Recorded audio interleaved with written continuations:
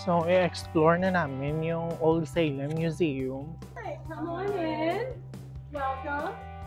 May maglalaro ng Scrabble.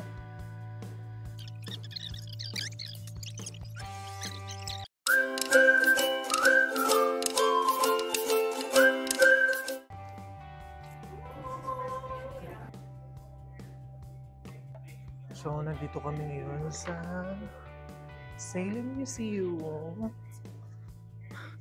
At yung ticket is $30 per adult.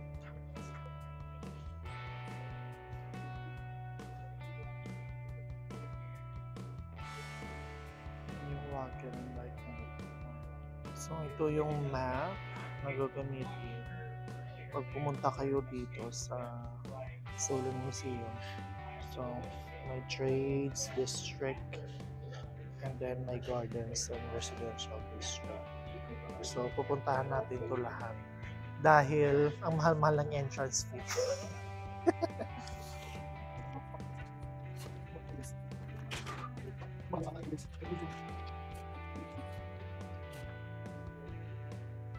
So, i-explore na namin yung Old Salem Museum. Museum na outdoor. Nandito last time yung ano, yung shop. Oh, yung first week. Nasa ng Wala siguro eh. akala ko building. May church. Yung bakery.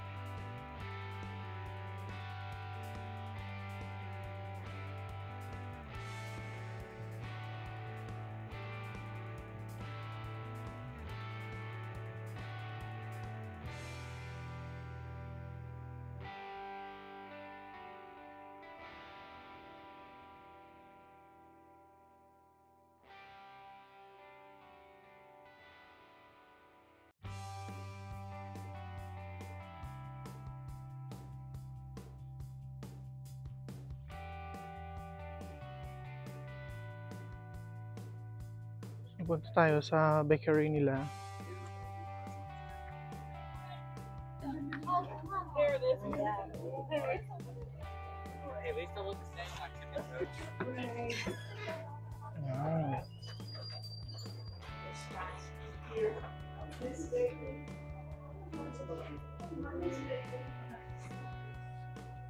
Vietnamese. Cookie cutters. Sugar.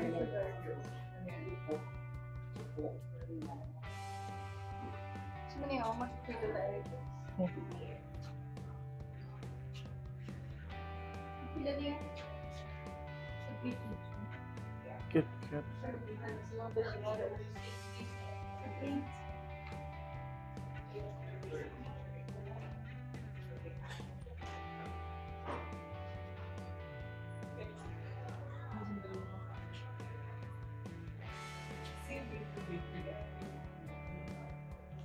Diyan nila niluluto. Binibake. Sugar cake ko. Ito mo na yung bread.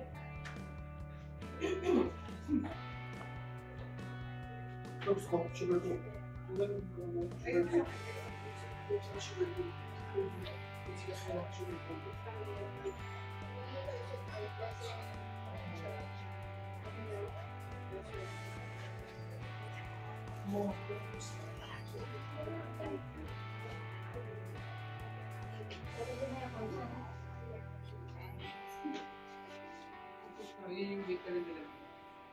Mas marami na yan. Hindi siya naman niya. Ito ko na siya. Oo. Kasi display ko nila.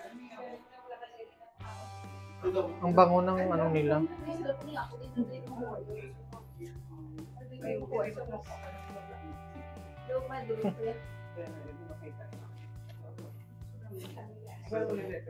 Hindi nang mahumot ang ina. Mo nang mahumot. Mas ka tila love fish buns. Love fish buns. Apple wood. Ang nawa sarap. Pumpkin. Ay, kadamo. Ayun po. Nuts too. Tingin mo na kayo dito. Sugar cookies.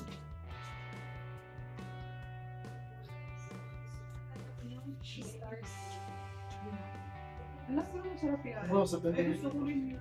$8.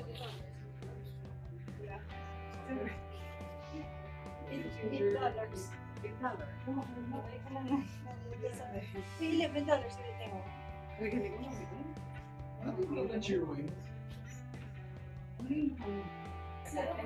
Magbayad na kayo. Same price man na kanina siguro.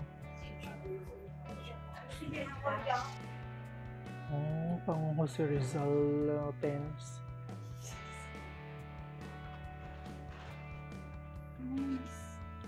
How much is it?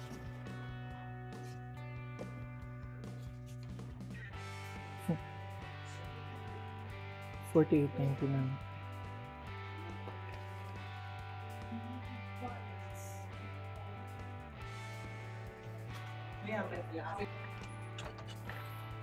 So yun, yung binili namin is tinapay. Obviously, it's a bakery He and his shop. family and practice all move up to this home. Behind you, we have our apothecary, the room used for making medicines as well as keeping tools for practice. The rest of the rooms on this floor are all families' rooms and are furnished with the correct pieces for this time period here in Salem. Upstairs, the 4 bedrooms are now an interactive museum. It will teach you more about horticulture, different procedures and surgeries, as well as aspects of our Moravian culture and heritage.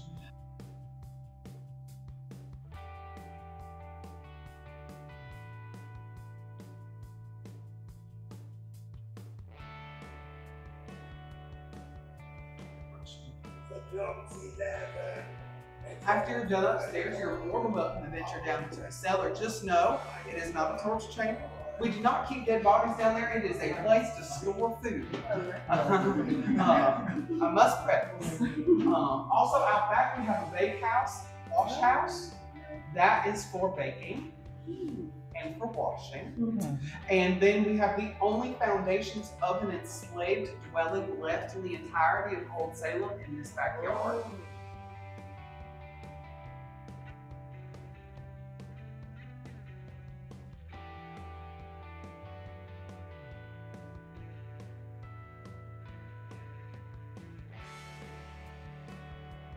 Grabe, no?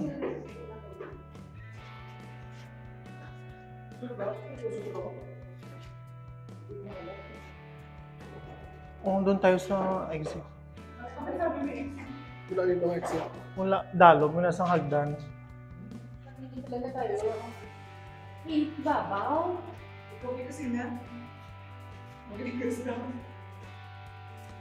Pababaw yan ako. Lift. Ay, paano muna din ni Sarah kung makagawa kita? Hindi. Hindi ata. Siyempre masarap. Kaya, Oh my gosh. hindi. Wala na exchange. Masarap. Di ba? Ang exit yan, tuloy ko sa hagdan. Pwede na ni ma-room niya. Malamig pa di yung may aircon sila. Oo, sangin mo mga maids. Ang wala ning wash, bake, ag laundry.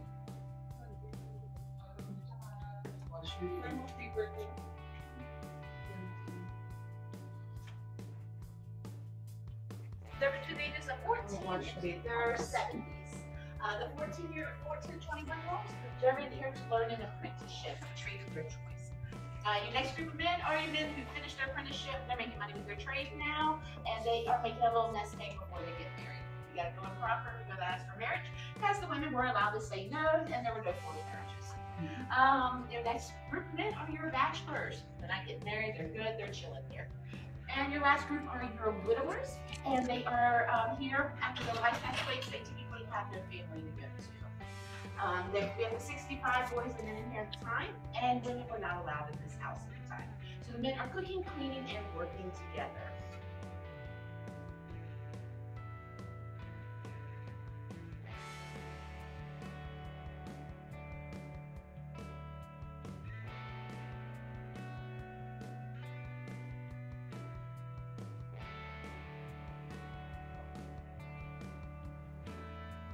So, tapos na kami sa brothers something na yun.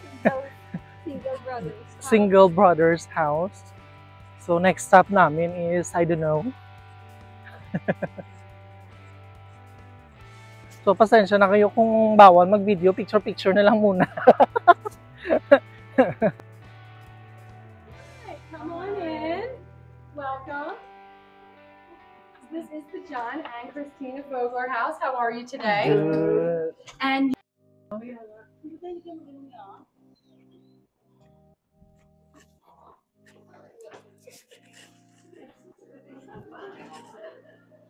Oh. Ang bango.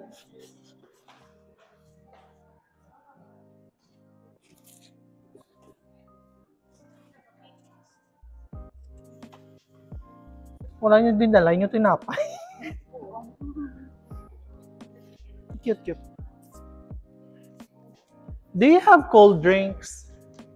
We do. We've got iced lattes, cold tea, cold brew, chocolate milk. I'll have the Chocolate milk na strawberry ba? O latte? Do you want us to add any sweetener to that? Yeah. May cold brew, bibo. Coffee na. For strawberry and for cheddar. Okay, so $1. No receipt?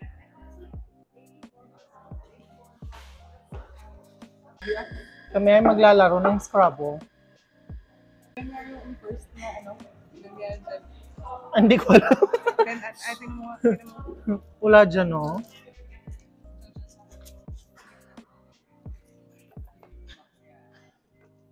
How many ways can you spell? Parang wala. see, paano ko sila tanan? Divide 4. Ano ba, bulot-bulot yan eh. So may 100 wooden letter tiles. Like 20. Ariho. So, 2. Kung pilang makaigo, dariho. So, 1, 2, 3, 4, 5, 6, 7. Daw 8 lang guro. 8 lang guro makaigo yun. Alam ko 7 eh. 7. Pwede mo 2, buong ng sentence? 4. Sentence mo.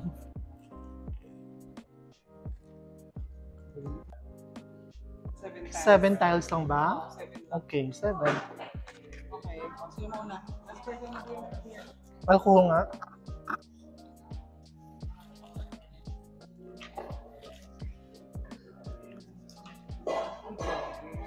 For words, not for words, for letters ba? yellow. Ano talaga yung double word? 5, 7, 8. 8 points na ako. 16. Bakit ako nag-isip ko may double word? Double word yan kasi yellow. Hindi ako tumama doon. Dapat nandun ka. Dapat tama ka doon. Tama ka Ano dyan. yellow? Yun yung first comes. Okay, first siya.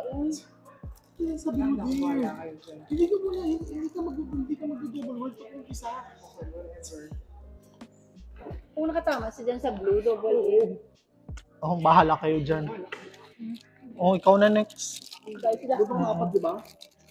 Ah, merong nagbili ni kayo nito? Hindi kayo nagbili? Bigyan mo sila. Nagbili-bili ka pa. Hindi mo mauubos yan. Sarap ng ng strawberry milk tea. Okay, about 5 minutes na, darling. Hindi tayo. Ay, dumanghang. Dumanghang. Ang mahal. Ang ganda akong mic.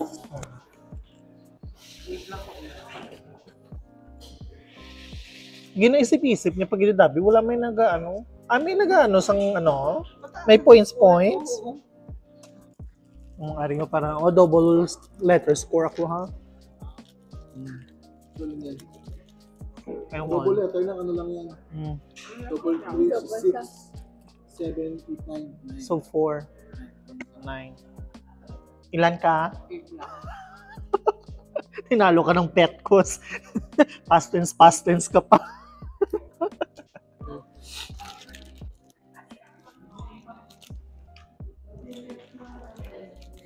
Three, 4, 5, 6, 7. Ay, dalawa lang yung mo nilagay mo, yun lang yung ika-count mo. Bubuhin mo ulit yan kasi bagong word yan eh. Ah, gano'n ba yun? Oh. So, Ang tagal talaga pag si Darlene. 14. 4, 5, 6, 7, 14. O akin na. Oh, triple word score. Kaya ba, nani niya baby, nga mandira kaya nga. Ay, sala. Asalan sa diyo na.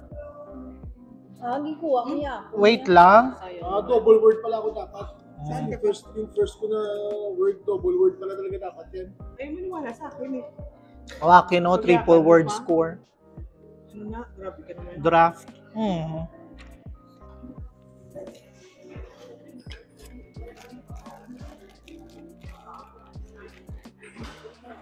Ganyan. Ganyan. Kikinuha ni Jeff, itong Double letter lang isa. Ganyan. 3, 4, 6, 7, 8, 9. 9 lang.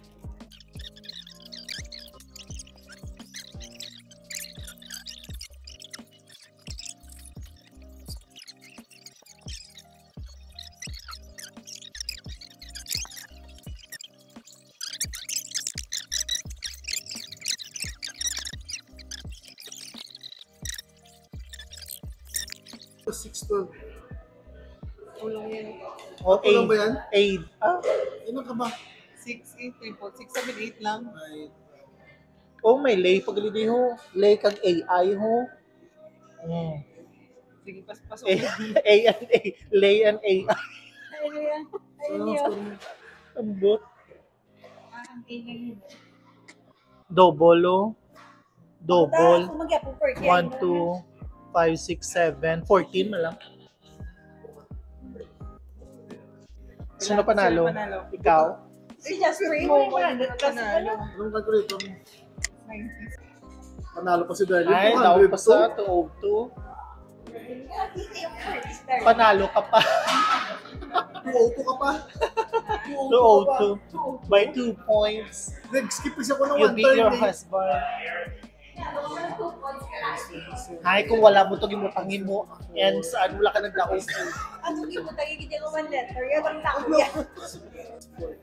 170 si Jepoy. Not bad. Ako siguro mga kulang pa ko 100. Siguro na yung 1 point. Bilangin ko pa sa'yo. Ba't kaya ano ba? 100 naman. 104 naman yun. Ano ko na? Yung layo, kaya sa daog. Almost 50%. Wala ko yan sa mga triple. Yan double.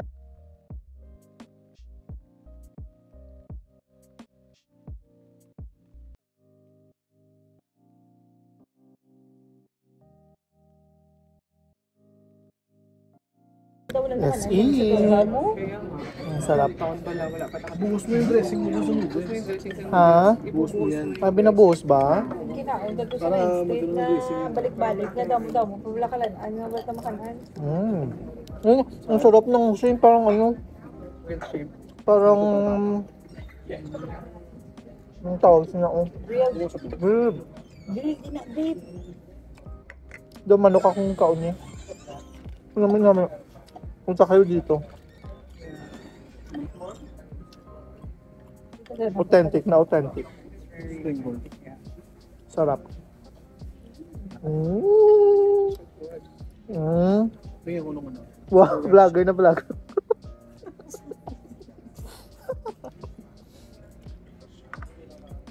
Namin, ibiba akong order.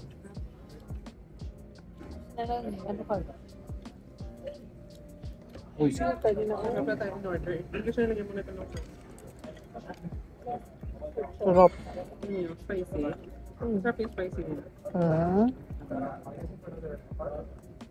Sa ilalim niya, hindi na kinakain. Bahala sila. Yung barbecue chicken. Namin shrimp. So, busog na kami. Next stop is Tanger. Naklo ka, babe. Wala, libod-libod lang tayo. Tanger. Niwala ko sa'yo.